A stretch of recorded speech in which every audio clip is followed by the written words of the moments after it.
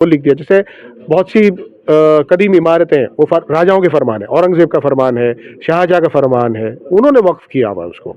जो वक्फ की संपत्ति है मेरे हिसाब से बेइंतहा नुकसान होगा, और ऐसा नुकसान होगा कि अगर हम उसका जब होगा तब अंदाज़ा लगाने बैठेंगे तो हम उसको सहन नहीं कर पाएंगे।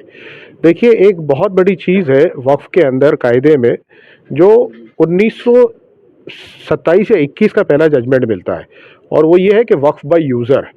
वक्फ करना हो तो आपको डॉक्यूमेंट क्रिएट करना पड़ता है, या यानी एक लिखा पढ़ी करने, जैसे कि हम खरीद फरोख्त करते हैं, दस्तावेज करते हैं कि मैं वक्फ कर रहा हूँ दो गवाहों के बीच में, और उसको लिख लिया जाता है, तो वो वाकिफ को जो दे रहा है वो वक्फ का डॉक्यूमेंट तैयार हो गया। या किसी के पास प्रॉपर्टी आई, किसी ने दे दी है, तो वो लिख दिया। जैसे बहुत सी कदीम इमारतें वो राजाओं के फरमान है, औरंगजेब का फरमान है, शाहजहाँ का फरमान है, उन्होंने वक्फ किया हुआ उसको। इसके अलावा एक बहुत इंपॉर्टेंट वक्फ है जो शरीयत ने जिसको तस्लीम किया, और शरीयत की इसकी इजाज़त देती है कि आप लिखा पढ़ी कुछ मत करो। मैं नियत करता हूँ, ये घर है, मैंने नियत करी कि ये घर है, इसका जो भी आमदनी होगी ये मस्जिद में जाएगी।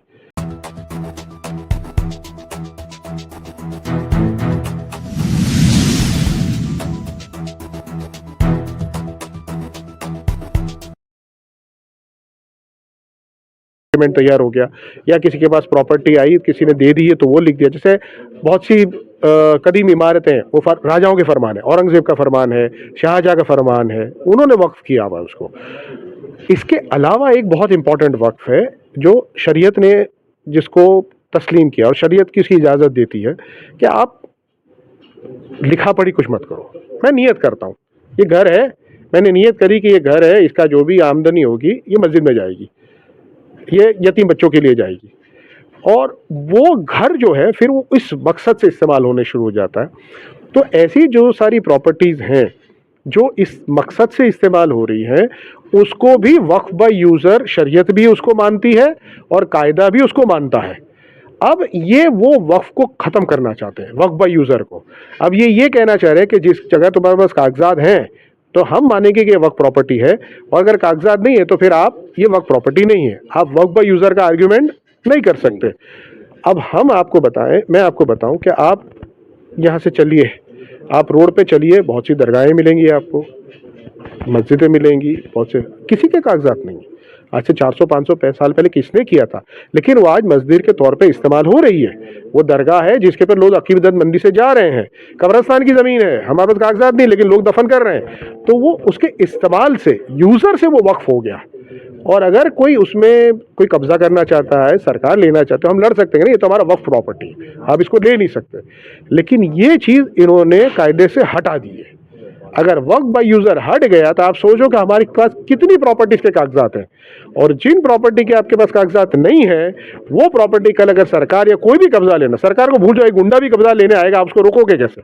आप कैसे, कोई कागजात नहीं है। आज आप ये कह सकते हैं कि वक्फ बाय यूज़र है इसलिए वक्फ है, वो कहने का आपका अधिकार चला जाएगा, आपका हक चला जाएगा। अच्छा, आज मैं सुन रहा था कि जो किरण रिजिजू है वो सदन में एक चीज़ कह रहे थे कि पारदर्शिता लाने के लिए कहीं ना कहीं सरकार ये कोशिश कर रही है, और विपक्ष जो है ये भ्रम फैलाने की कोशिश कर रहा है कि पारदर्शिता लाने के लिए कि जो बदउनवानियाँ हुई हैं वक्फ प्रॉपर्टीज़ में, वक्फ के जुड़े जो लोग हैं उसके लिए जिम्मेदार हैं, उनके इस बयान को कैसे?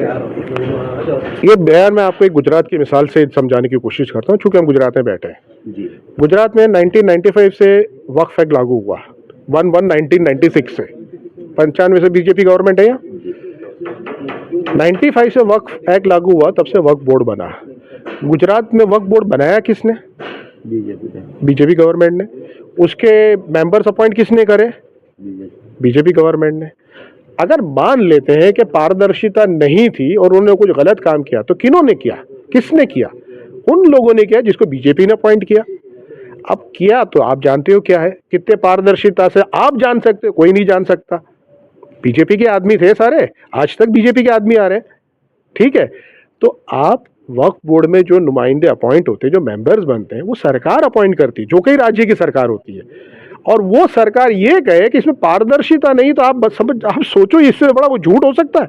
आपके आदमी अपॉइंटेड है अंदर, वो अगर गलत कर रहे हैं तो आपके आदमी ने गलत किया, वो आप पारदर्शिता नहीं कर रहे हैं तो आपके आदमी पारदर्शिता नहीं कर रहे, और आप कह रहे हो इस वजह से हम कायदे में तरमीम करना चाहते हैं ताकि पारदर्शिता आए। ये एक बिल्कुल झूठ है, ये लोगों को गुमराह करने की बात है। इनको सिर्फ मुसलमान की वक्फ की जायदादें जो है उन पे गैर कायदे सर और जबरन कब्जा जमाना है, हथिया लेनी है, इसलिए ये सुधार ला रहे हैं। ये सब इधर उधर की बातें, लोगों को गुमराह करने की बात आप है। मुस्लिम पर्सनल लॉ बोर्ड के मेंबर भी हैं, क्या इसको चुनौती दी जाएगी? इंशाअल्लाह हमारी अब से तैयारी शुरू हो चुकी है।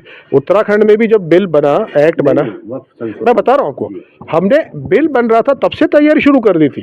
एक्ट आया उसके दूसरे दिन हमारी पिटीशन बिल्कुल तैयार थी कल फाइल होने की। इस तरह से वक्फ पे भी हमारी पूरी तैयारी हो चुकी है।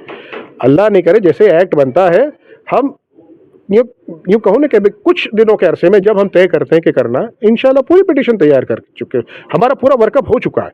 सिर्फ हमको ये है कि अगर कब जाना है कोर्ट में, जाना पड़ा तो इंशाल्लाह तुरंत जाया जाएगा।